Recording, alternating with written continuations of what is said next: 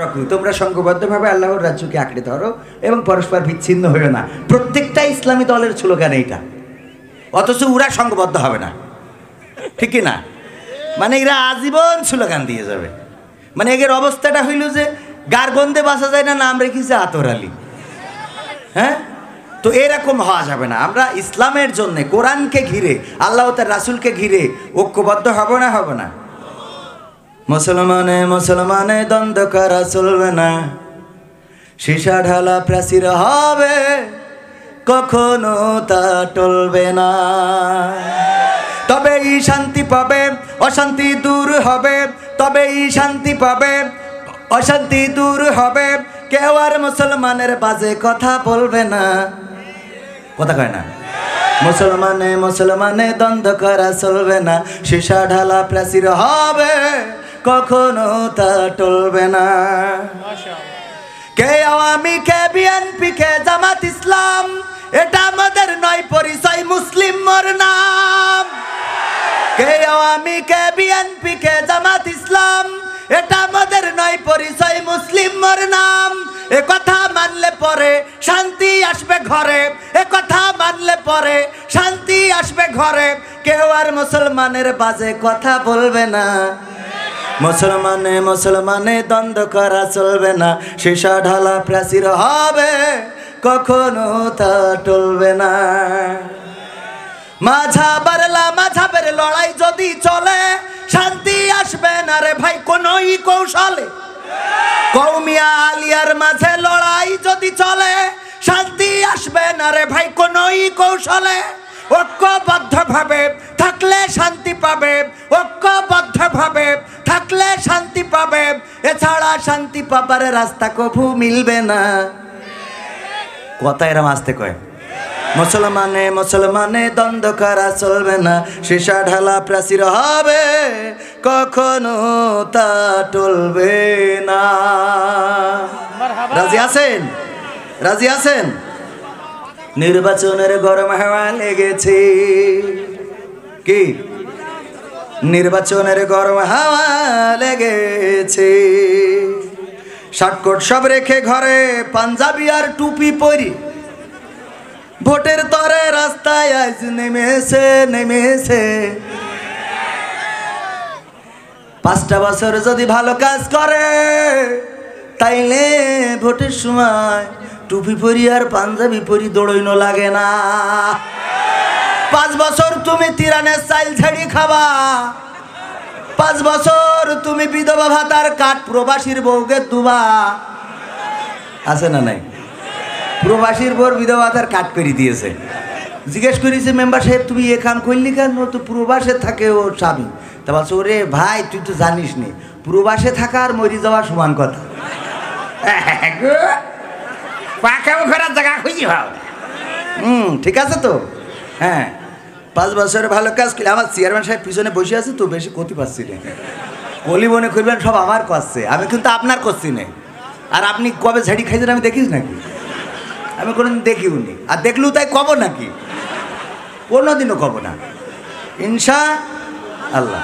নির্বাচনের গরম হাওয়া লেগেছে, শার্টকোট সব রেখে ঘরে, পাঞ্জাবি আর টুপি পরি, ভোটের তরে রাস্তায় আজ নেমেছে নেমেছে। নির্বাচনের গরম হাওয়া লেগেছে। কাউকে এখন ধরবে হাতে, কাউকে ধরবে পাই, বুড়ো চাচার বলবে ডেকে তুমি আমার ভাই। সুগন্ধি ছেলে, আমি তোর ভাই হই কি করি? তোর বাপ আমার ভাই ছিল। কই ও চাচা, সরি সরি সরি।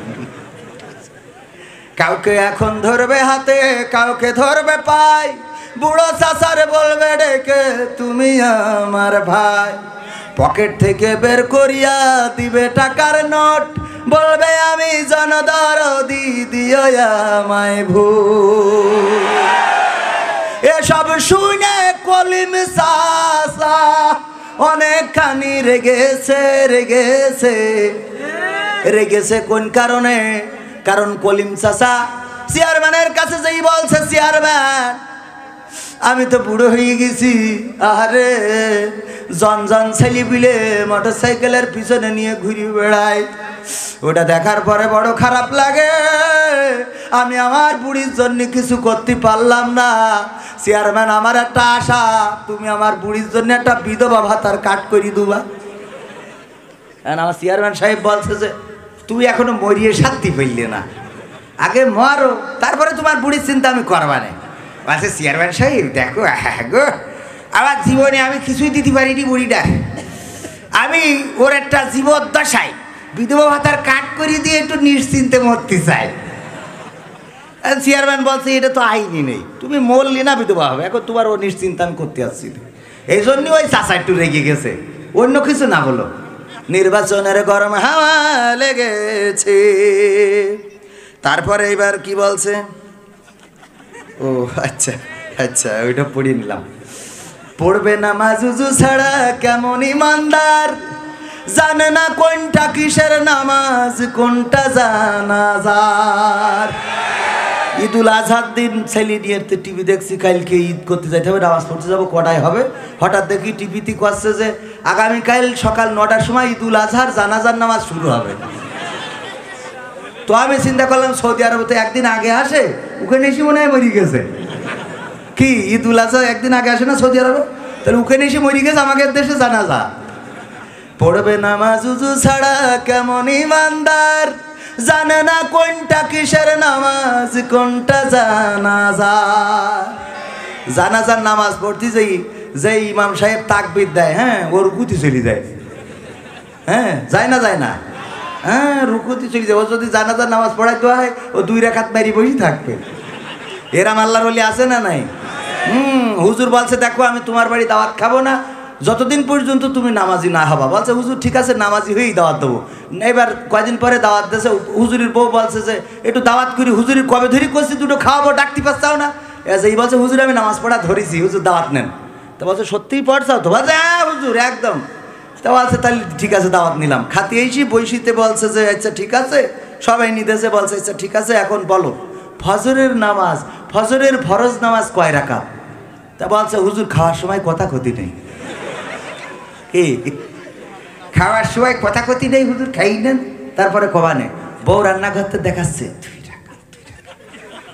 বলছে বলেন বলেন না, আপনি না বললে আপনি কিরাম নামাজ পড়েন একটু ইন্টারভিউ দিয়ে নিয়ে নি, বলেন ফজরের ফরজ নামাজ কয় রাকাত এটা বলেন।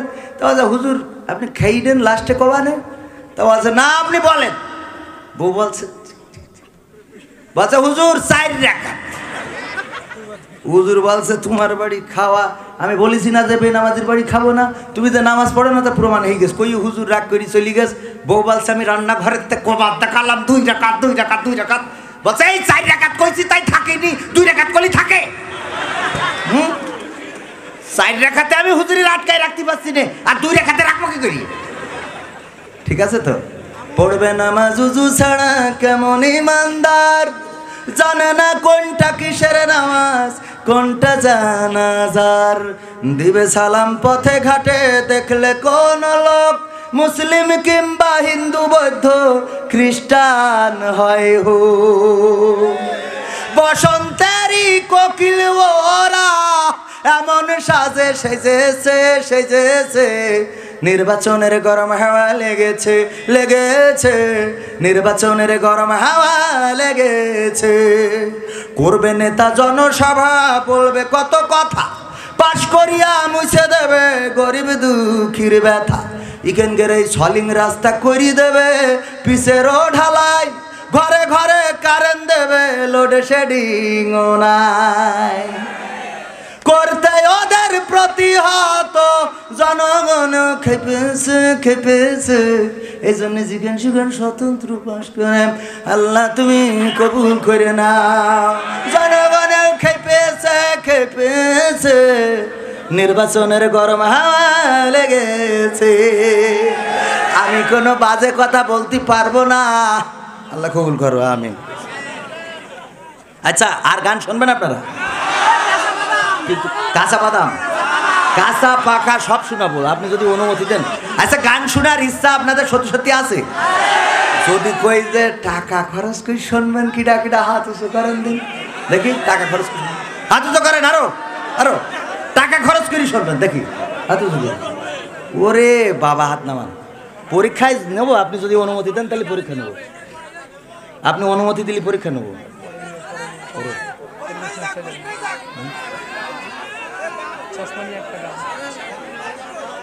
ও আমার ভাইরা, মেলা দিন ধরে আমি চোখে ভালো দেখি না, চশমা না পড়লে দূরি ঘুলা ঘুলা দেখি।